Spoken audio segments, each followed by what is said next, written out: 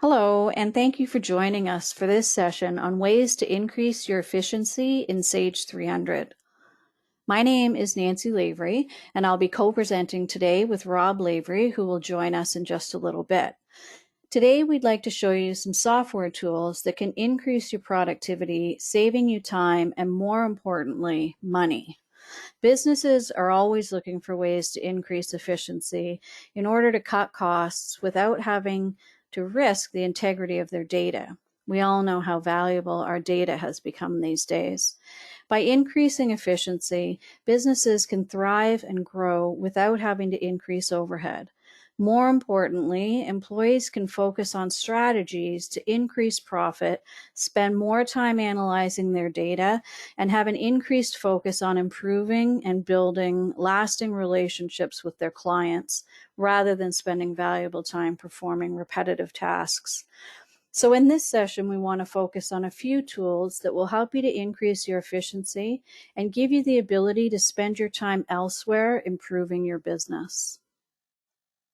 TaiRox productivity tools add hundreds of features to Sage 300. With the extended tools, it gives you the ability to enter data once and copy that data across multiple companies.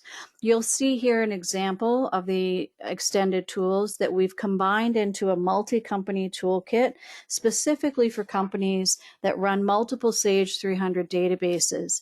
You can maintain records in one source company and copy across to one or multiple target companies. When we look at tools for the subledger modules, if we look at accounts receivable as an example, we have the Apply Documents tool that gives you the ability to apply multiple payments to open invoices in one screen. You can do this for one customer or multiple customers. Apply the payments to the invoices. When you hit the process button, it will create a receipt batch for all of those entries, rather than individually applying payments to invoices. With the mass billing tool, we give you the ability to bill hundreds of clients for the same thing. Simply fill in the invoice information, pull in a list of customers that you want to invoice, hit that process button, and it's going to generate invoices for multiple customers at the same time. For general ledger tools, we have a multitude of the extended tools as well as the accounting status tool. With this tool, you can view open batches across Sage 300. You can drill into underlying data to see transactional information, but it gives you a clear view of what you need to take care of so you can ensure a smooth month-end close. We have a lot of tools for the order entry module, and just to name a few, we have a tool that allows you to ship multiple orders in one step, and in fact, you could also do the invoicing in that one step as well. Select orders by a number of pieces of information, choose whether you want to apply it to partial shipments, back order quantities, or only those you can complete. Load the list into the underlying screen, and then with this column, you can choose to ship and or invoice in one step. Select all if you're happy with what you see, or pick and choose which ones you want to ship. And when you hit that process button, it's going to generate all of those shipments and all of those invoices in one step. We also have a number of update tools. You can update orders, you can update shipments or purchase orders in one step. Things like the expected ship or arrival date or pricing. With the extended order entry tool, we have a number of features that we're adding to the standard order entry screen. When I open this screen, you'll notice a number of additional buttons on this screen for all of the features that we've added. You can generate orders from history, so you can view all previous orders and pick items to go on to a new order. You can see order margins for the order as a whole or at the individual line level. If you're doing components for bombs or kits, you can make alterations to the bomb or kit specifically for one order. And that's just to name a few of the features we've added to the order entry screen. With the sales inquiry tool, we're giving you the ability to view information from an item perspective or from a customer perspective. And the advantage of being inside Sage 300, you can load information and you can see all historical data, but in addition, you have the ability to drill down into underlying data from one screen. So in this case, I can drill into my AR customers. I can drill to see the quantity I have on sales order. I can drill into the order entry screen and see the specifics of an order. I can drill into the shipment screen. I can drill into the invoice screen. So you can see that the benefits of being inside Sage 300 means we have all of that data at our fingertips at a moment's notice. We have additional tools for the purchase order as well.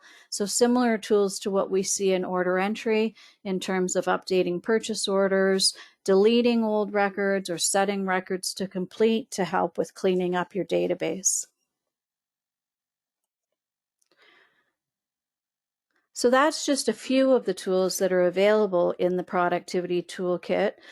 For more information, you can contact your local business partner, or you can go to the TaiRox website, which is just TaiRox.com, where you can find a number of videos outlining the features in the productivity tools.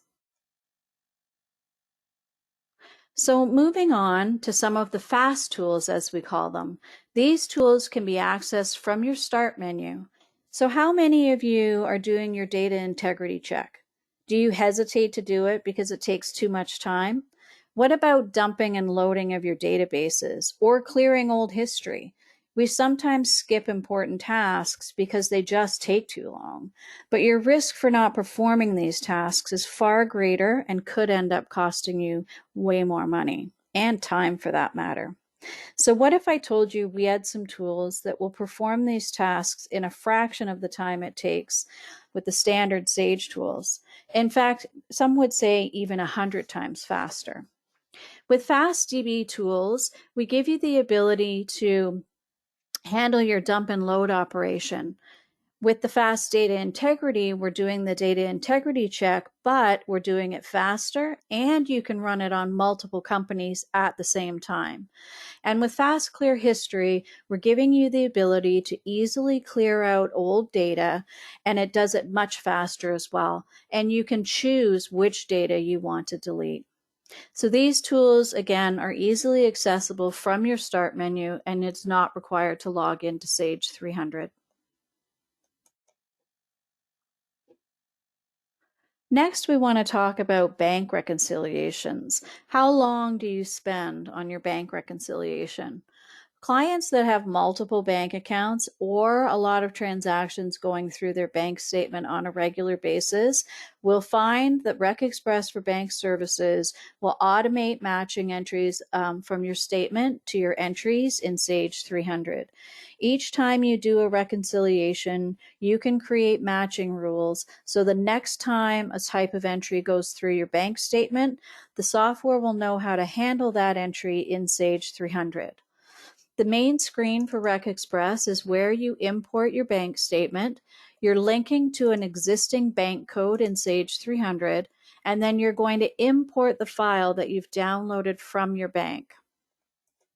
When you do that import, it's going to try and do matching for you, first by reference, and then it will pass through the information a second time and try and do a match based on the amount. If it finds more than one amount that's the same, it will then look to the date to do the matching for you. So when you go into the RecXpress screen, we're now seeing all of the entries from the bank statement. But with the click of a button, I can split this screen, and I'm now seeing the entries out of the bank services module at the bottom of the screen. We can assign a number of statuses to entries from your bank statement based on how they were handled by that import. So I can view those that the software deemed as a correct match. And by clicking on any of these, I'll see the corresponding entry in bank services that it was matched against. If for some reason I want to override that, I simply click in the used column to say that I don't want to match it that way, and you'll see that the status goes back to a no match entry. I can also filter by a category we've named matched with error, where it found a corresponding entry in bank services, but there is a variance in the amount. In this case, there's a 10-cent variance. So it will catch things like currency exchange differences, for example, and then you can specify how to handle that. Perhaps you just want to generate a write-off in bank services, and you'll be able to handle that with this software. I can view those that it matched solely based on the amount.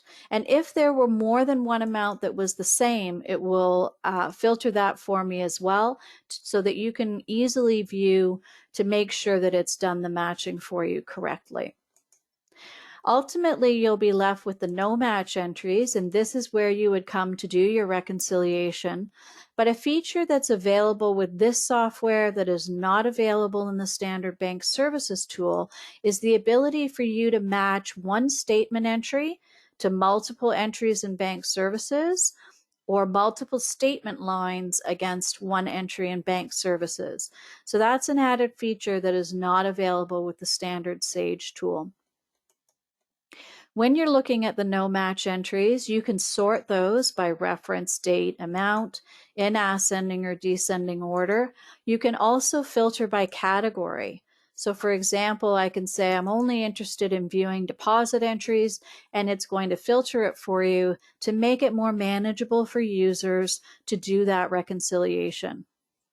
So as an example of one statement line against multiple bank services entries, I can simply click on this line where I can see that it relates to 3 different bank services entries. By clicking on that line, I'm signifying that's the line that I want to reconcile, and then come down into the bank services entries that I can resort by reference, date, amount, in ascending or descending order, and resort the entries, and then find the entries I'm looking for to match against. So there's my 4, 5, 6, 7. To do my reconciliation, I simply click in the used column, but I know that it also relates to 5896 and 5789. And once I'm done, you'll notice that the status now changes from many bank entries to one statement entry, and I can now process this as a reconciliation. But I mentioned earlier the matching rules. So this is where you can generate rules so the software knows how to handle entries when they come in through the bank statement. And in fact, we can generate entries in Sage 300. So if we look at the matching rules, the important thing here is this compare method and compare description. Of course, we can match based on transaction code. So in this case, 001 relates to my deposit entries. But with the compare method and compare description, you have the flexibility to identify an entry on the bank statement and then specify how to handle that entry in Sage 300.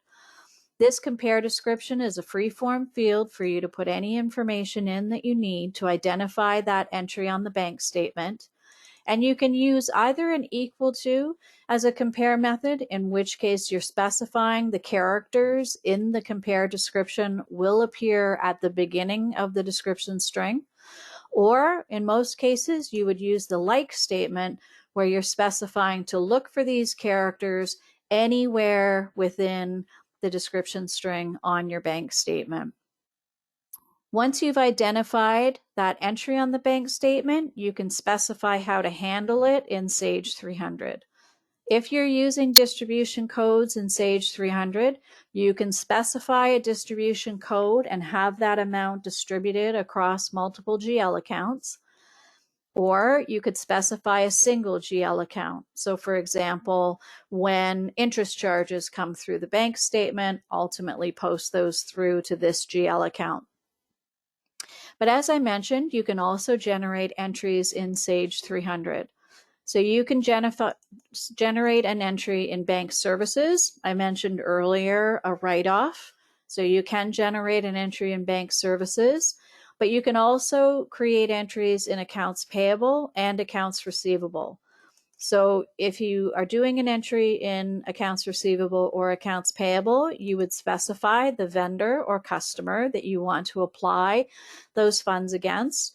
And then specify if you want to set up a prepayment, you want to auto allocate, meaning start with the oldest invoice first, look for an equal amount, or look for the document number to apply it against, and the system will know how to handle that entry against the vendor or customer record. I'll specify that all of this is getting posted through the bank services module. The other benefit we're adding is optional field capability. So if you're using optional fields, you would know that the bank services module is not compatible with optional fields. This module is, so you could populate optional fields and that information will be then passed to accounts receivable or accounts payable. Once you're done your reconciliation, you can post those entries or batch those entries in Sage 300, and then they will get processed from there. So that's an overview of RecXpress for bank services. So at this point, I'm going to turn it over to Rob, who's going to talk to you about some other great tools to help you with increasing your efficiency in Sage 300.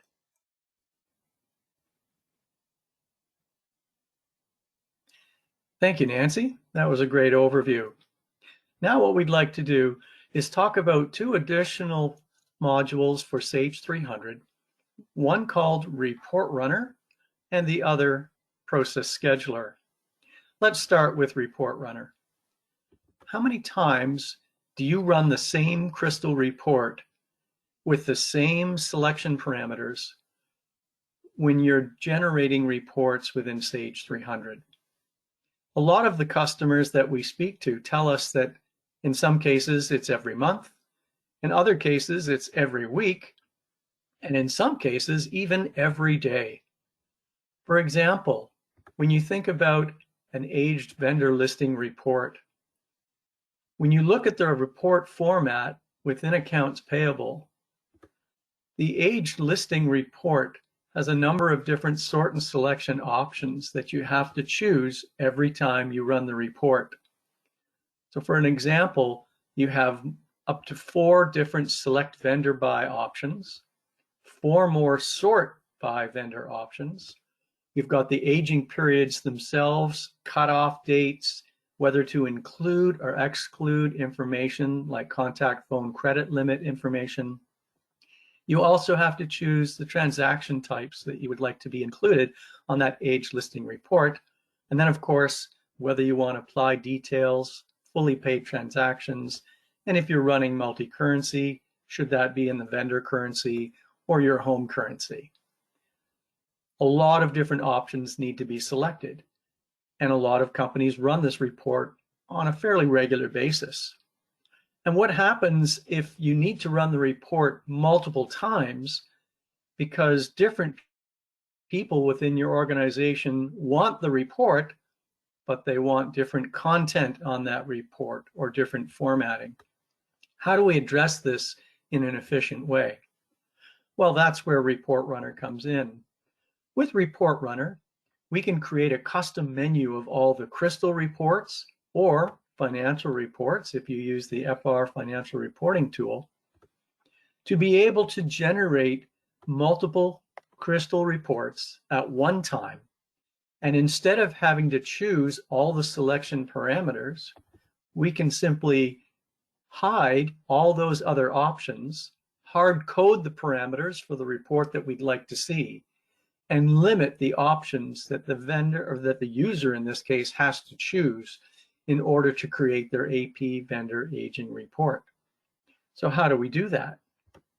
Well, when we set up these reports, you can see how I've got 2 different AR customer aging reports. So whether it's an AP vendor or AR customer, I can go in and I can edit the report to be able to show what kind of information I would like to see on these reports.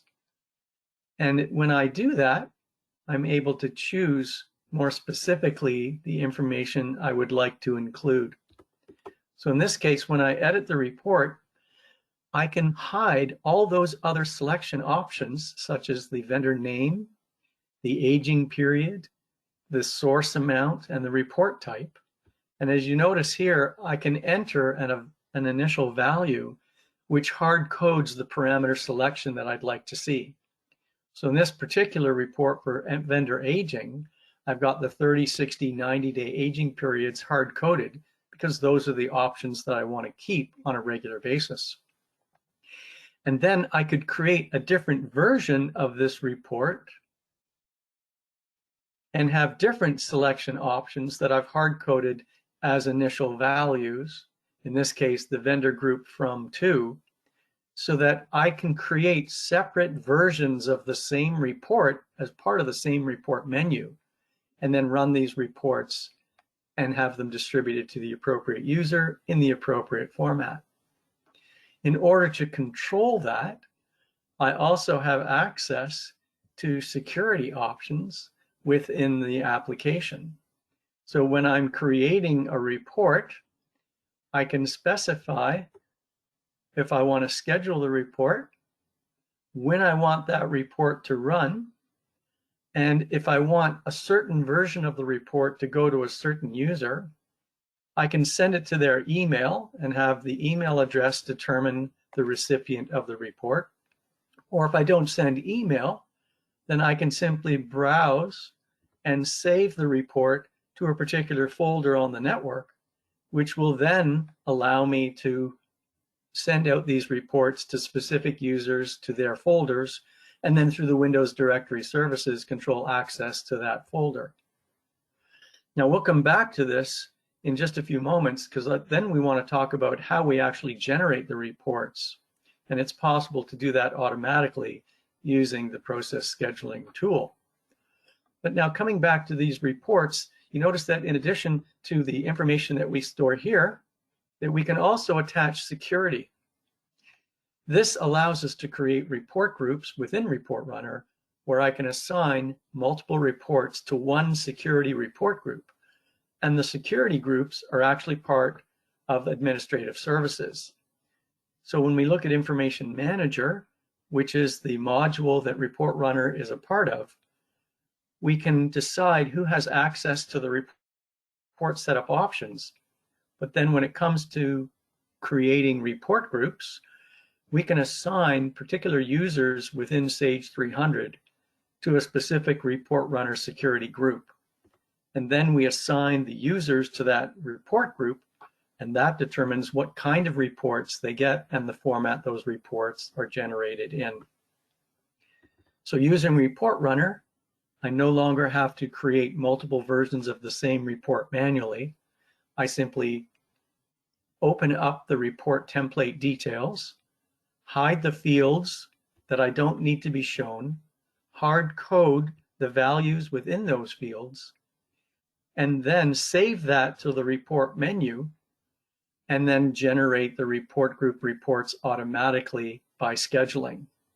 So in addition to using the email or generating reports as a PDF or an Excel format, I can then schedule these reports to run on a particular day at a particular time. And I can choose whether those reports need to be run daily or weekly. And if it's weekly, then which week do I want them generated? If it's monthly, which month am I generating those reports in? And so on. You can run it for specific days of the week. So every Friday at midnight, I might want to run my age listings so that Monday morning when people come into the office, they have access to that information in a timely basis and in the format that they need based on the decisions and analysis that they're conducting. So Report Runner is a great tool that allows you to use both the standard Crystal reports as well as any other Crystal reports from an SDK-based third-party application, or custom Crystal reports that you've created can also be added to the Report Runner report menu. Likewise, we can do the same thing for our FR financial reports. If you run an organization that has multiple departments within the general ledger, we can create separate balance sheets and income statements for each department, and then we could run a consolidated report for all departments. And again, what we're doing is we're simply hard coding the parameters for how I wish to run my financial statement. So in this case, because I use division as a segment within my GL chart of accounts, I want to run divisional balance sheets and income statements. But rather than doing that as one process, I may have divisional controllers that need to get access to the information specific to their division results. So in this case, I would set up a report for each division to run separately that I can then email or post to a specific folder on the network. And this way I have a separate report group for each of the departments, and then I might run a consolidated financial statement package for the VP Finance. And it's a simple matter. When I add a group, I just put in a new heading. So let's say I want the consolidated reports. And then within a report group, I add a report and I go out to the list of standard FR report templates, and I would browse to pick those up, add them in as a report template, choose the parameters for how I wish it to run, and then save that as a separate report in the listing of reports that I have. So if I've got my balance sheet, I would grab my balance sheet and save it. And now I've got in a new description, and let's say that this is going to be my consolidated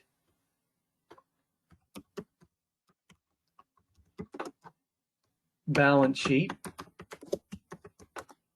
and save that. And this is how I start building out my report group for consolidated reports.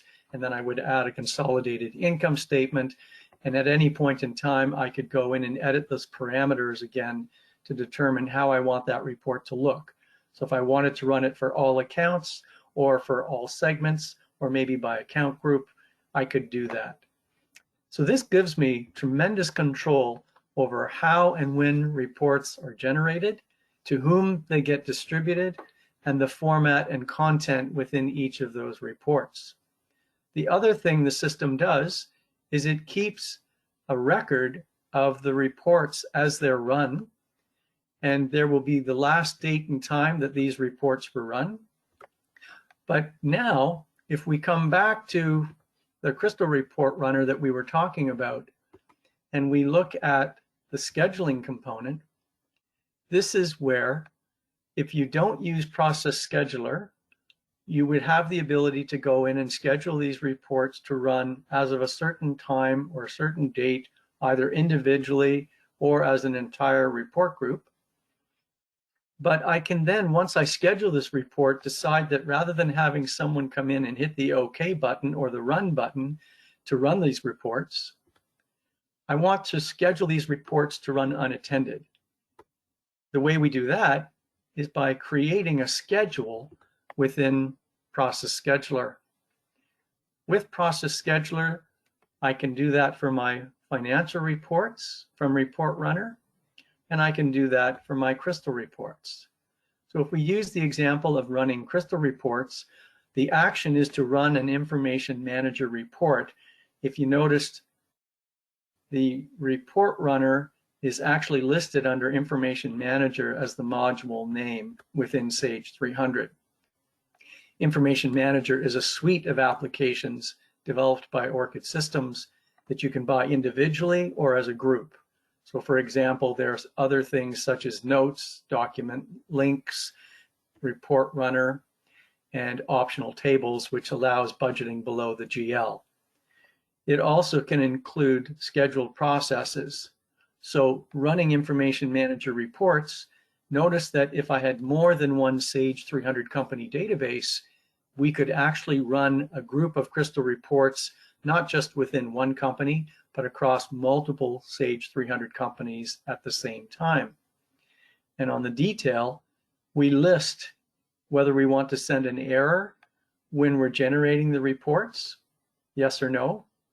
And notice that we're tracking the date and time of when the schedule was last run, what the status was. It was a success, there were no errors. And we can also log any of the details about the running of those reports. This is particularly good when you have issues that you want to be able to generate a log file for, so that you can see if I've got a problem with any of the reports. Then you will see every time we run daily checks, or in this case, running the reports, I can see the log, and if there was an error, what that error was. It will automatically dump a file to show the errors, or in the case where it's success, there is no log created. It just shows us that it was a success and there are no errors. But in this case where there is an error, it said it could not send the email. So it will generate that report because the action was to send an email and it wasn't able to. And there's a date and a timestamp for that as well. So you can always go back and confirm the details. So if you click on the detail line, it just simply highlights the fact that we could not send the email. So with the process scheduler, you can generate crystal reports, you can generate FR reports, and that's based on the financial report group that we saw created by department, and then for all the consolidated reports. And again, you can use email as an alert function every time you run the report, only if there's errors, or don't send an email at all, and identify that email address. The message is the email message. So in addition to creating the reports and scheduling them, if you choose to send them by email, you can customize the wording of the email that you send with the reports as an attachment. And you can run it across multiple companies by defining which companies you want to run the reports for, entering a user ID and a password to have the system automatically log in to Sage 300.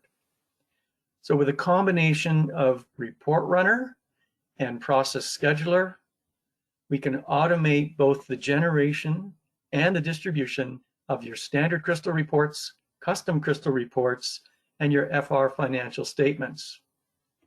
And lastly, just to highlight one more thing about Process Scheduler, there are other scheduled processes that you might like to incorporate as well. Depending on the level of Process Scheduler that you license, you can do integrity checks, dumping of databases. You can run a schedule within a schedule. So for example, you might run a schedule for weekly reports, and then at the end of the month, run a schedule that combines the weekly reports together in a monthly report. You can check disk space to make sure that you're not running out of hard disk space. You can also run extender scripts, which is another module that automates processes within Sage 300. You can run your day end and automatically post the system generated batches, or post ready to post or open batches.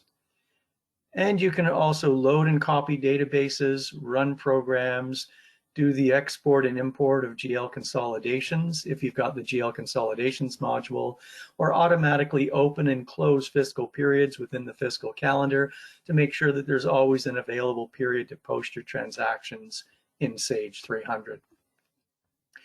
So that's the end of this portion of the presentation, and I'll pass it back to Nancy to offer some closing comments. Great. Thanks very much, Rob. So we want to thank you all for joining us today. And just to kind of summarize what we've shown you today, we showed you the productivity tools from TaiRox, as well as some fast tools to perform operations on your database. We've shown you the RecXpress for Bank Services module, Process Scheduler, and Report Runner. So with that, we're going to close out the session for today. Thanks very much for your time. And if there's something that you're interested in, please contact your local business partner for more information. Thanks again. Bye-bye.